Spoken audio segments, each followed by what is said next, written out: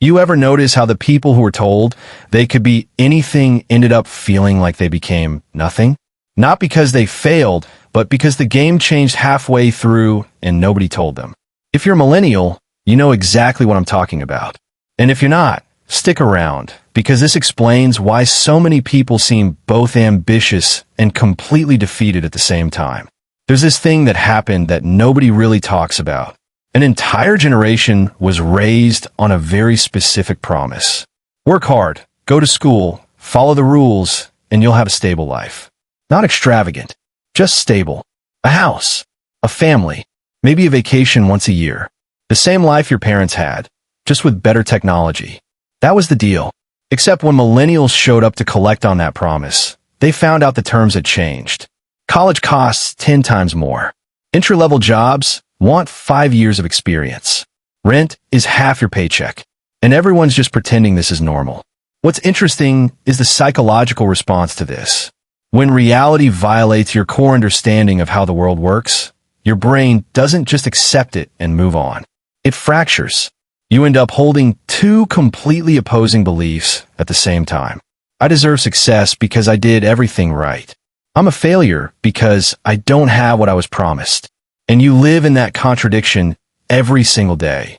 That's not laziness. That's not entitlement. That's what happens when the map you were given doesn't match the territory you're walking through. Think about what millennials absorbed growing up. You're special. You're smart. You can achieve anything. Participation trophies, gold stars for effort, constant validation. These weren't bad intentions. Parents genuinely believed they were building confidence. But what actually happened was that an entire generation learned to base their self-worth on achievement and external recognition. Then they graduated into an economy that had no interest in recognizing them. So now you've got people in their 30s and 40s who intellectually know they're capable, but emotionally feel like frauds because the validation they were trained to expect never materialized in the real world. And it gets worse. Millennials hit their formative adult years right when social media exploded. Not as kids who grew up with it, as young adults who were still figuring out who they were. Suddenly, you're not just living your life, you're performing it. Every milestone gets filtered through this lens of how it looks to other people. You're running a constant campaign for your own existence, and the metrics never stop. Likes, comments, followers, professional updates. It's exhausting, and it rewires how you process your own worth. You stop asking, am I happy? And start asking, does it look like I'm succeeding? Here's the part that really messes with people. Millennials want the traditional markers of adulthood.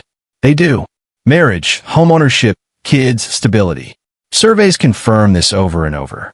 But those things have become economically out of reach for most people without family wealth or extraordinary circumstances. So you're stuck in this weird limbo where you're waiting for your real life to start. Except you're 35 and the waiting room is a studio apartment you share with a roommate, and you're starting to realize the thing you're waiting for might never come. That does something to your sense of self. You feel like an impostor in your own life. Not quite an adult, but definitely not young anymore. Just floating. What's not talked about enough is how this affects you physically. Prolonged uncertainty doesn't just make you anxious in the moment. It keeps your body in a low-level state of stress that never fully resolves. You're always bracing for something, but that something never actually arrives. Your brain stays in this heightened state, scanning for threats, waiting for stability that keeps getting delayed. And over time, that wears you down in ways that are hard to explain to people who haven't lived it. Now, add the fact that millennials were sold a very specific equation. Effort equals outcome. If you work hard, you'll succeed. That's fair, right? Except it's not true anymore, if it ever was. Millennials followed the script perfectly. They got the degrees, took on the debt, worked the unpaid internships, hustled in the gig economy. And a lot of them are still struggling. Not because they didn't try hard enough, because the system fundamentally shifted. But when you've internalized the belief that effort equals outcome, and you're putting in effort without seeing the outcome, the only conclusion your brain can reach is that you're the problem. And that's where the shame lives. What makes this even more complicated is that millennials are also deeply aware of all of this. They're educated, They're informed. They can see the structural issues. They understand that the economy changed, that wages stagnated, that opportunity contracted. But knowing that intellectually doesn't stop the emotional experience of feeling like you failed. You can understand the system is broken and still feel broken yourself. Both things exist at the same time. And the job thing. Millennials get criticized constantly for not being loyal to companies, for job hopping, for not committing. But that criticism ignores the fact that companies stopped being loyal first. Pensions disappeared. Benefits got cut. Mass layoffs became normal. The employment relationship fundamentally changed before millennials even entered the workforce. They didn't break the social contract. They just stopped pretending it still existed. Adapting to reality isn't disloyalty. It's survival. Here's what people miss. Millennials are dealing with something that previous generations didn't have to process. They're watching systems fail in real time while being told those systems are fine. They're experiencing economic precarity while being labeled as complainers. They're advocating for change while being called entitled. And they're doing all of this while living through multiple overlapping crises, economic crashes, a pandemic climate collapse, with comparatively less institutional power to actually do anything about it. That's not a recipe for optimism. That's a recipe for existential fatigue. But there's something quietly resilient happening too. Millennials are the generation that destigmatized mental health. They talk about therapy, anxiety, depression, burnout like real things that deserve attention, not character flaws to hide. That's massive.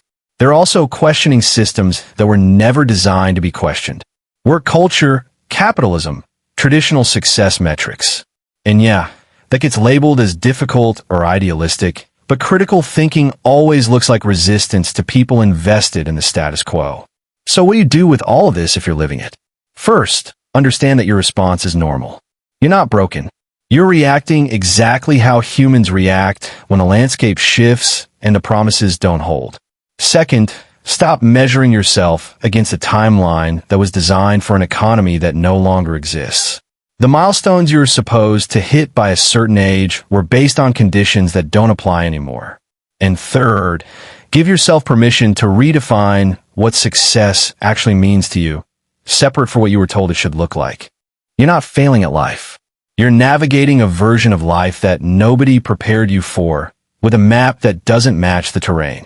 And you're doing it while being told a map is fine, and you're just reading it wrong.